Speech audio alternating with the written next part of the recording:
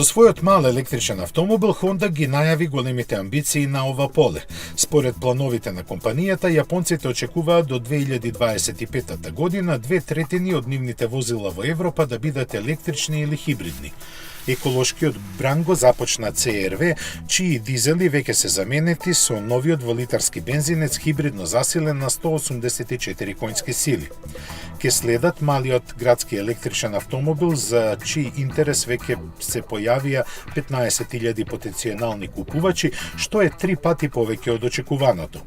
Тие сепак ќе мора да се стрпат до летото, кога Honda ќе започне да прима нарачки за него. Серискиот модел ќе биде представен во Франкфурт, кога ќе се дознае и неговото официјално име. Овој модел е проектиран специјално за европските купувачи.